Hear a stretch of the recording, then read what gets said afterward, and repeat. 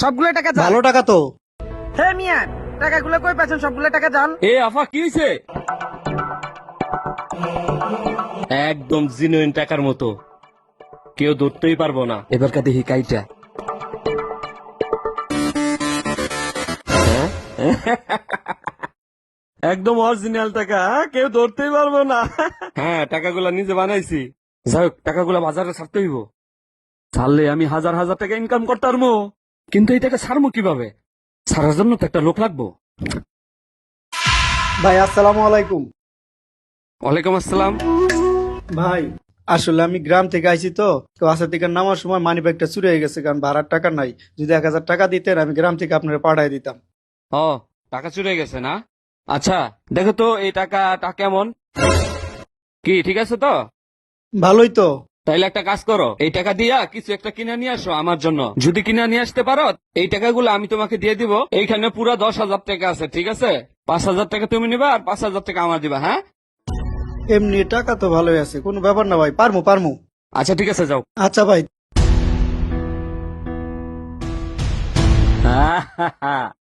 টাকা বানাইলাম, যদি এটা বাজারজাত করতে পারি তাহলে আমি অল্প কিছুদিনের মধ্যে লাখ লাখ টাকার মালিক হয়ে যাবো। কোটিপতি হইতে কেটা খাওয়াইবো আমারে? হ্যাঁ, টাকা নে মালিক নাই, আল্লাহ ছাড়া। দেখা যাক কি হয়। আফা এক প্যাকেট লাকি দেন তো। নেন ভাই।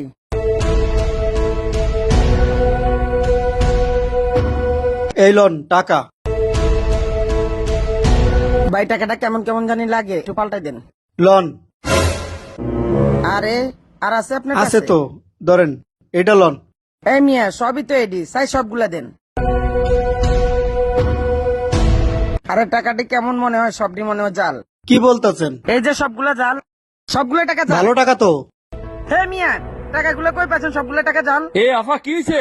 আমার কাছ থেকে এক পয়সা নিছে, নিয়ে আমার জাল টাকা ধরাই দিচ্ছে। কই দেখি। আরে আসলেই তো জাল। আফা, টাকাগুলো আসলে জাল। এই টাকা পাইছত কই? এই টাকা তো আপনি আমারে দিছেন। আমি দিছি। এই তুই আমার চিনাস? আফা, আমি কিন্তু মস্ত বড় একজন সাংবাদিক। তুই আমার ফাঁসাইতে চাস?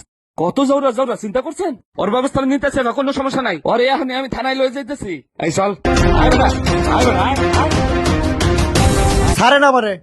নিজে জাল টাকা দিয়া দোকানে বিচ্ছে, এখন আমি মার খাইছিলাম।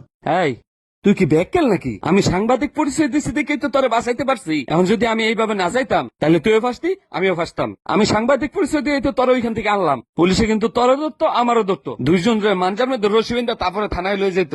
তারপরে বুঝতি ঠেলাটা, বুঝছাত? আমারও তো বোঝা লাগবে না, আপনি আমার জাল টাকা ধরাই দিছেন। এই শোন, সৎ মানুষের ভাত নাই। দুনিয়াতে যদি একটু চালাক না হইতারস তাহলে দুনিয়াতে টিকতে পারবি না। কথাটা মন রাখিস। থামেন, বুঝছি মানুষটাকে আমার আর চাল লাগানো লাগবো না। আপনি টেল আপনি থাকেন, আমি হাইটে বাড়ি যাবো। হাইছে ফকিরের আবার বাপ।